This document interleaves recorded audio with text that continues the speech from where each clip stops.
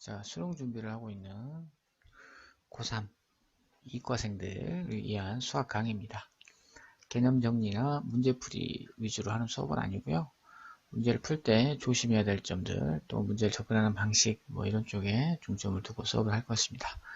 자, 2016년 7월 가형 모의고사 14번부터 보겠습니다. 자, 13번, 14번 세트 문제입니다. 그러니까 여기서 나오는 fx는 13번에 나와 있는 fx니까 여러분 화면에 보이지 않더라도 문제가 잘못된 거 아니니까 감안해서 문제풀이 하시기 바랍니다. 14번은 가장 기본이 되는 교과서에도 많이 나와 있는 무한급수와 정적분의 관계에 관련된 식입니다. 우리가 무한급수를 정적분으로 바꾸는 방법은 당연히 알아야 되는데 그 바꾸는 방법, x를 무엇으로 넣을 것이냐에 대한 방법, n분의 k로 넣을 것이냐, n분의 pk로 넣을 것이냐, 아니면 a 플러스 n분의 pk로 넣을 것이냐. 그래서 이 세 가지 방법을 다 알고 있어야 됩니다. 그렇다면 이 문제는 어렵지 않게 해결이 될 거라 생각을 듭니다. 자, 15번 보겠습니다. 두 함수가 주어져 있어요. 지수함수 두 개 주어져 있고요. y축과 평행한 직선과 만나는 두 점을 a, b라고 했을 때 자, OA하고 OB가 같은 조건을 가지고 삼각형 A, OB의 넓이를 구하라는 얘기입니다. 넓이를 구하라는 얘기니까 좌표 구하라는 얘기죠. 점 A와 점 B의 좌표를 구해야 되는데 y축과 평행한 직선에서 만나기 때문에 x값이 다 같습니다. x값이 같아서 각각의 함수 위에 있는 점이라서 y값을 지정을 해준 다음에 OA와 OB가 같다는 걸 이용해서 미지수 하나를 해결하시면 즉 A와 B의 x좌표를 해결하시면 충분히 넓이를 구할 수 있을 거라 생각을 합니다. 그래서 함수에서 넓이에 관련된 문제 나오면 그 넓이를 구성하는 점의 좌표에 집중하시면 될 것 같습니다. 자, 16번 문제 보겠습니다. 닫힌 구간 0과 2파이에서 자, x에 대한 방정식이 서로 다른 실근의 개수가 두 개가 된답니다. 그래프 그리라는 얘기죠. 다만 그래프를 그릴 때 이런 미지수가 있는 그래프를 그릴 때 가급적이면 미지수 따로 또 어떤 함수에 대한 fx, x에 대한 함수 따로 이렇게 그리는 게 가장 좋습니다. 그래서 그 미지수가 있는 것도 이렇게 상수항으로 되어 있는 경우는 더 쉽고요. 1차식 정도까지는 해결이 되지만 우리가 2차식 또는 2차식이 아닌 다른 함수와 k가 이렇게 곱해져 있는 형태로는 그래프를 그리지 못하니까 다른 방법을 택해야 되고요. 16번 같은 경우는 sin x x cosine x를 그리시고요. 거기에 y는 k와 서로 다른 두 실근의 개수가 되는 k값만 잡아주시면 어렵지 않게 해결이 될 거라고 봅니다. 그래프를 어떻게 그릴 것인가에 대해서만 고민하시면 될 것 같습니다. 자, 17번 문제 보겠습니다. 자, fx와 fx 역함수 gx가 있는데 또 합성함수 관계가 x값을 나타냅니다. 우리가 이제 이 문제와 상관없이 합성함수를 나타내는 그죠? 합성함수를 나타내는 그 합성함수가 x를 나타낼 때 두 함수는 역함수 관계라는 걸 절대 잊어버려서는 안 됩니다. 합성 fgx가 x다 그러면 fx와 gx는 역수 관계입니다. 그런데 g에서 안에 있는 거랑 합성을 시켰더니 x가 나왔다는 얘기니까 gx하고 3fx-2x 플러스 2의 2x제곱분의 2는 서로 역함수 관계다라는 의미를 가지고 있는 겁니다. 이건 아주 중요한 개념이니까 반드시 기억을 하셔야 될 것 같습니다. 그래서 그런 개념에서 출발해서 가의 값을 뭐하고 있습니까? 구하고 있다. 이렇게 보시면 되겠습니다. 그래서 가를 미분해서 이렇게 됐고요. 도함수 그래서 나는 어떻게 구할 거냐 이런 얘기니까 나 같은 경우는 서로 역수관계 이런 것들을 이용하는 거 아닙니까? 그렇죠? 그래서 기본적으로 우리가 역함수 관계에 있어서 함수의 역함수 관계에 있어서의 미분 문제는 y는 x의 대칭을 이용을 해서 점의 좌표의 관계 FAB와 fx에서의 AB와 그 다음에 gx에서 BA 관계 그래서 f-a와 g-b의 관계 이런 것들이 서로 역수관계에 있다. 이런 것들만 잘 기억하시면 자, 어렵지 않게 해결할 수 있을 거라고 봅니다. 자, 역함수를 표현하는 방식, 합성함수로 역함수를 표현하는 방식과 그 다음에 도함수값, 미정계수값을 구할 때 역함수 관계에서 y는 x의 대칭 관계를 이용해서 서로 역수관계임을 확인하는 겁니다. 아시겠죠? 자, 18번. 세 자연수 ABC의 순서쌍의 개수입니다. 가나의 조건을 만족을 해야 됩니다. 가는 세 개 합이 짝수고요. 나는 15보다 적거나 같습니다. 자, 우리가 이제 경우의 수 문제가 어떤 기준에 의해서 잘 분류를 해야 되는데 이렇게 기준이 두 개가 나와 있죠. 가에 있고 나가 있습니다. 그러면 가의 조건을 먼저 정리를 할 것이냐, 나의 조건에 맞춰 정리할 것이냐인데 일단 나에는 우리 중복 조합에서 많이 보는 형태입니다. 그죠? 우리가 이렇게 등호가 들어있는 부등식 관계에서는 중복 조합 문제라고 생각하셔도 관련이 있다고 생각해도 상관없습니다. 그렇다면 가가 훨씬 더 기본에서 조금 더 떨어져 있는 좀 더 특수한 상황이라고 나보다는 좀 더 특수한 상황이라고 해석할 수 있을 것 같아요. 그래서 가를 기준으로 먼저 A, B, C를 싹 정리하신 다음에 그 중에 나의 조건을 맞는 값을 찾아내는 게 훨씬 더 부드럽게 경우의 수 문제를 찾을 수 있을 거라고 생각이 됩니다. 자, 벡터의 내적을 구하라는 얘기입니다. 자, 벡터의 내적을 구하는 방법은 가장 첫 번째가 각 벡터를 우리가 구하는 거죠. 직접 좌표로서. 벡터는 어느 한 점에서 어느 한 점으로 얼마만큼 평행이동했냐에 대해만 알면 벡터를 구할 수 있으니까 그렇게 해서 두 벡터를 직접 구하는 방법이 있고요. 좌표를. 그 다음에 두 번째가 기하학적 의미를 따지는 거죠. 두 벡터의 양 끝에서 다른 한 벡터의 수선의 발을 내려서 그 길이 관계를 통해서 벡터의 내적을 구하는 방법도 있습니다. 그 다음에 세 번째가 벡터의 크기와 두 벡터가 이루는 각도를 통해서 벡터의 내적을 구하는 방법이 있습니다. 자, 어떤 방법을 쓸지는 문제에 따라서 좀 달라요. 그래서 항상 세 가지를 동시에 생각하면서 벡터의 내적을 구할 거를 고민을 하셔야 됩니다. 자, 그런데 우리가 일반적으로 이런 삼각형에서 이런 삼각형 도형에서 내적 문제를 보면 각도가 있으면 그 각도를 이용해서 문제를 푸는 경우가 많습니다. 그러니까 그러니까 삼각형 같은 경우에 각이 3개인데 그 중에 하나의 각도만 알아도 다른 벡터의 내적을 그 각도로 다 표현할 수가 있습니다. 그게 가장 중요해요. 그러니까 내적을 구하는 데 있어서 물론 그런 방법이 아니어도 구할 수는 있긴 하지만 우리가 각도를 알 때 삼각형 안에서의 어떤 선분의 두 벡터 간에 어떤 벡터 간의 내적이라도 다 구할 수 있다. 이런 생각을 하시면 될 것 같습니다. 자, 20번 문제 보겠습니다. fxgx, lnx와 lnx분의 1의 그래프가 주어져 있습니다. 그래프 충분히 그릴 수 있는 그래프고요. 자, 만나는 점도 어렵지 않게 구할 수 있습니다. 그래서 기억은 말씀을 알 수 있고요. 자, 접선이 서로 수직이라고 물어봤으니까 미분해서 이 집어넣으면 금방 확인할 수 있습니다. 자, 문제는 디귿입니다. 자, 디귿인데 디귿은 좀 어려움이 있는 게 일단은 여러분들이 기본적으로 이런 미분과 관련되어 있는 함수 문제에서 이렇게 우리가 접선 찾고 그러면 미분해야 되잖아요. 그죠? 이렇게 미분과 관련된 문제에서 이렇게 부등식이 나오면 여러분들 평균값의 변화랑 비교할 수 있었으면 좋겠어요. 평균값 정리죠. 평균값의 변화 아니라 평균값 정리 문제일 거라고 생각을 하시고 문제를 좀 해석을 해주면 좀 더 도움이 될 것 같고요. 이거를 t-1분의 ft-1 곱하기 t-1분의 gt-1 이렇게 따로따로 해석을 하셔도 되고요. 그렇게 되면 또는 ftgt를 직접 곱할 수 있으니까 곱하면 lnt의 제곱 나오지 않습니까? 마이너스 밖으로 빠지고 그러니까 제곱 관계니까 그거를 전체로 묶어서 제곱이면 t-1분의 lnt 그 안에서도 우리가 평균 변화율을 얘기해 볼 수 있죠. 그래서 어떤 방식이든 평균 변화율은 할 수 있다. 얘기해 볼 수 있습니다. 그래서 그 문제에 대해서 이건 평균 변화율 문제고 평균 변화의 형태를 잘 정리를 해서 취하면 되겠구나 생각하시면 되고요. 이 평균 변화의 특징은 다 그런 건 아닌데 대부분 이렇게 부등식으로 이렇게 딱 잘라서 나올 수 있는 그런 거 보면은 함수들이 대체적으로 그렇다는 얘기예요. 함수들이 대체적으로 단조 증가거나 계속 증가 함수이거나 계속 증가거나 감소 함수인 경우가 많습니다. 그래서 그런 것들을 해서 출발점과 끝점에 미분 계수값을 이용해서 부등식 관계를 표현하는 경우가 많습니다. 그래서 평균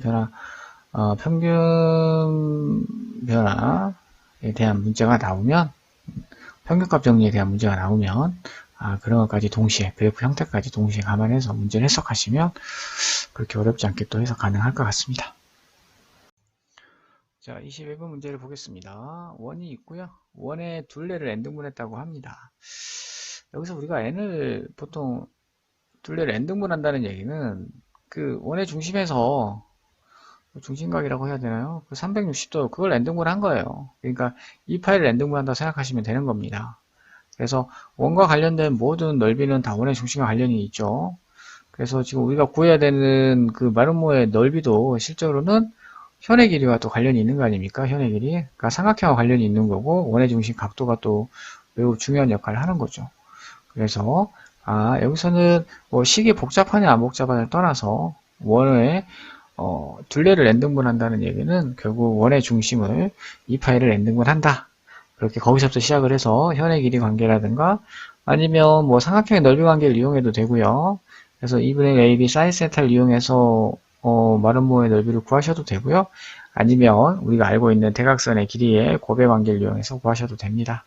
중요한 거는 모든 거를 원의 중심 이 파일을 n으로 나눈 그 각으로서 표현을 하시면 된다. 이게 가장 중요할 것 같습니다. 자, 26번 확률 문제입니다. 자, 확률 문제는 우선적으로 확률이 문제에서 그냥 구하라는 대로 그냥 확률만 구하면 되는 문제인지 아니면 우리가 그 조건부 확률 문제인지 좀 잘 분류를 먼저 하는 게 중요하고요. 우리가 일반적으로 확률 문제는 A일 때 B일 확률을 구하라는 문제가 많이 나옵니다. 그럴 때 그 A일 때 그 A가 전체 시행했을 때 전체를 나타내면 그냥 확률 문제고요. A일 때 그 A가 전체 일부를 나타내는 사건, 즉 전체 부분집합을 나타낼 때는 조건부 확률이라고 보시면 됩니다. 그래서 그런 관점에서 보면 26번은 그냥 확률 문제고요. 두 번째가 우리가 확률 문제를 풀 때는 경우의 수 문제 관점에서 풀 것이냐 아니면 그냥 확률 구해서 문제를 풀 것이냐인데 우리가 일반적으로 전체 경우의 수를 구할 수 있으면 확률 문제 전체를 나타내는 그 전체를 구할 수 있으면 경우의 수 문제를 푸는 것도 나쁘진 않습니다. 난이도를 떨어뜨리고 문제를 이해하는 데 훨씬 도움이 됩니다. 근데 이제 경우를 셀 수 없는 경우는 확률의 개념으로 또 풀어야 되는 그런 경우도 있습니다. 근데 26번 같은 경우는 둘 다 가능해요. 경우의 수 관점에서 문제, 왜냐면 뭐 사과 몇 개, 딸기 맛 사탕, 포도맛 사탕 다 셀 수 있기 때문에 전체 경우 충분히 구할 수 있고요. 그 다음에 각각의 확률도 다 구할 수 있기 때문에 둘 중에 어떤 방법을 써도 상관은 없습니다. 자, 27번 문제 보겠습니다. 자, 유일하게 우리가 부피를 구하는 거죠. 입체도형의 부피를 구하는 겁니다. 구가 아닌 입체도형의 부피를 적분을 통해서 구하는 거고요. X축에 수직인 단면을 그었을 때 넓이의 변화량이 X값에 의해서 나타내는 하나의 함수로 표현될 때 그때의 부피는 잘라진 구간 AB에서 면적을 적분하면 된다. 이런 개념만 가지시고 있으시면 되겠습니다. 그래서 이 문제는 X축에 대해 수직으로 정사각형이 나오고요. 그 정사각형 한 변의 길이가 나와 있기 때문에 면적이 나옵니다. 그 면적을 1부터 LN6까지 정적분 하시면 되겠습니다. 그걸 이제 정적분을 하는데 그 정적분을 어떻게 할 거냐는 뭐 치환적분을 쓰시던가 부분적분법을 쓰시던가 그런 편할 대로 하시면 되고 27번 같은 경우는 부피를 구하는 가장 기본적인 형태니까 잘 이해하시기 바랍니다. 자, 28번 문제 보겠습니다. 포물선이 있고 직선이 있습니다. 그래서 그 포물선과 직선이 만나는 점 중에 일사분면에 있는 걸 A라고 하고요. 그 다음에 X축과 만나는 점을 B라고 했고 직선이 Y축과 만나는 점을 C라고 했습니다. 일단 첫 번째 우리가 여기서 직선에 대한 이해는 뭐 아주 기본이죠. Y는 M의 X-4라는 직선을 보는 순간 사형을 지나는 직선이다 이렇게 이해를 해야 됩니다. 그래서 바로 그래프를 그릴 수 있어야 돼요. 사형을 지나는 직선 중에 하나입니다. 그 다음에 우리가 이제 포물선과 직선 관계에서 포물선이 있고 직선이 그 포물선의 내부라고 해야 되나? 그 내부를 지나는 직선인 경우가 있습니다. 두 점에서 만나는 경우죠. 두 점에서 만나는데 그 직선이 초점을 지나지 않아요. 그러니까 지금 28번 같은 경우는 그 직선이 사형을 지나는데 초점이 사형이라고 장담을 못하죠. 초점을 지나지 않습니다. 그래서 이렇게 초점을 지나지 않은 직선과 포물선의 에 대한 문제를 풀 때는 그 포물선이 가지고 있는 길이 관계를 가지고 포물선의 임의의 점에서 초점 간의 거리와 준선 간의 거리가 같다라는 그 가장 기본이 되는 그걸 가지고 문제를 푸시면 안 됩니다. 왜냐하면 그 직선이 초점을 지나지 않기 때문에 그런 거예요.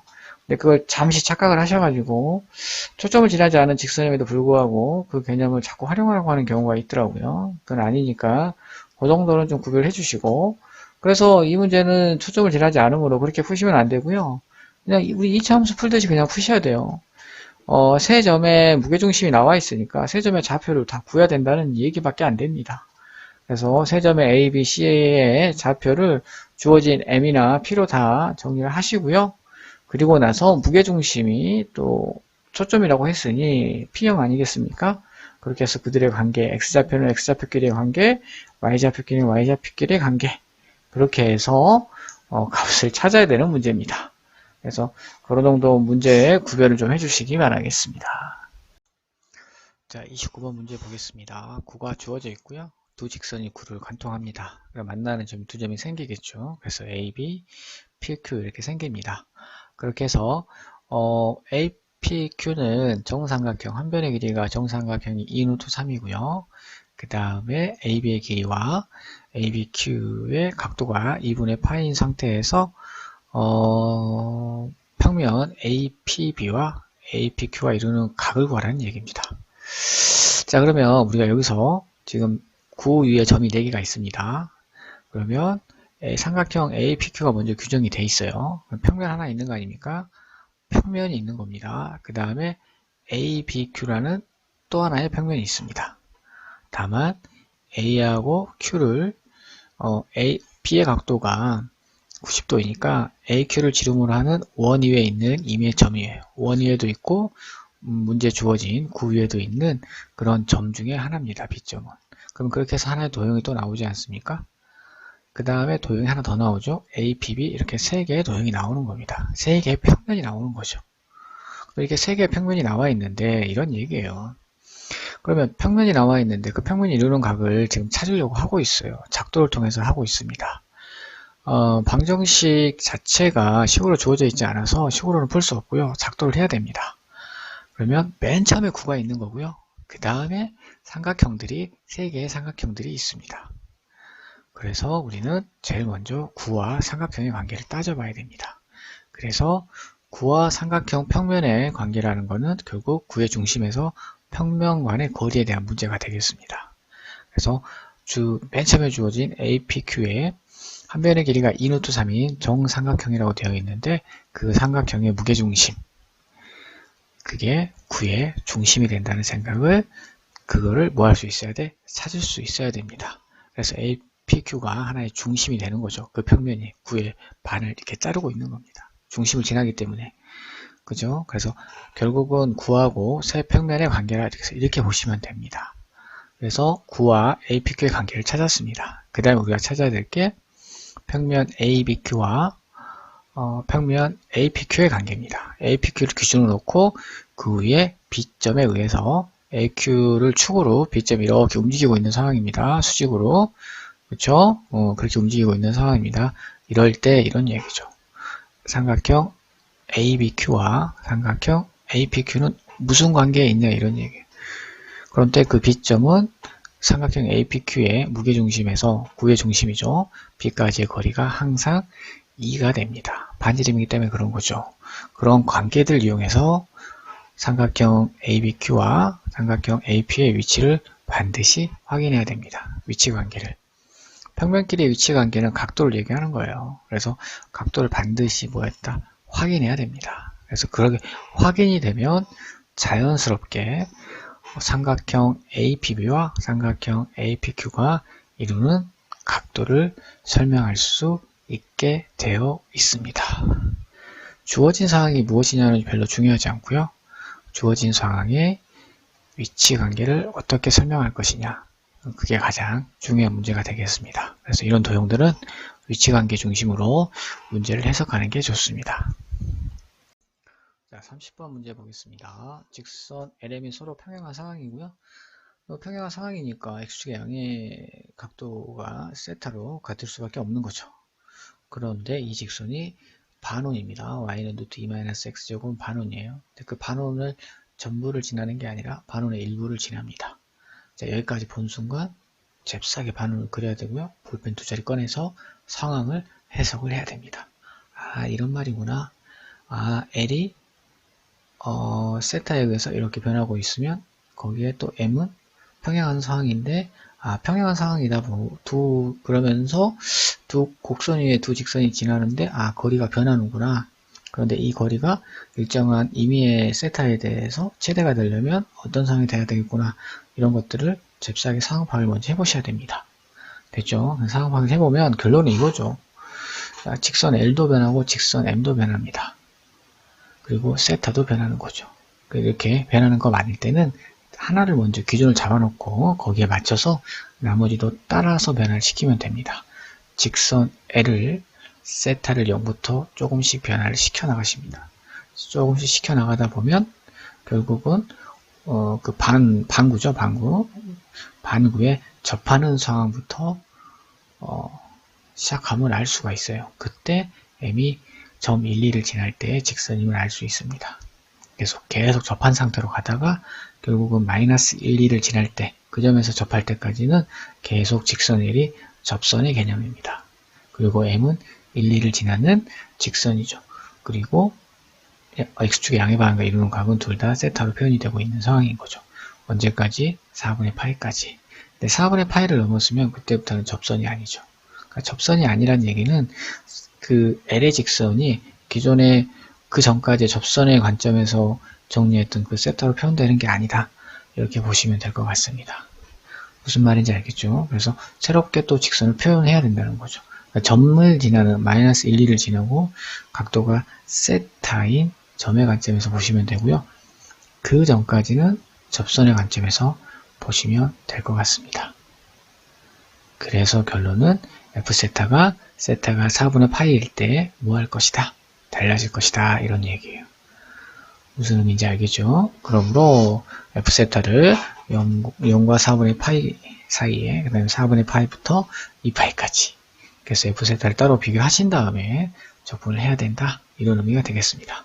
30번 문제에서 우리가 찾아낼 건 뭐냐면 뭔가가 변합니다. 두 개가 변해요. 그럴 때 항상 먼저 하나를 변화시키고 거기에 맞춰서 문제에서 원하는 조건에 따라서 나머지 하나도 이렇게 변화시켜보는 연습을 하시면 문제에서 의도하는 게 무엇인지 충분히 파악해낼 수 있을 거라고 믿습니다.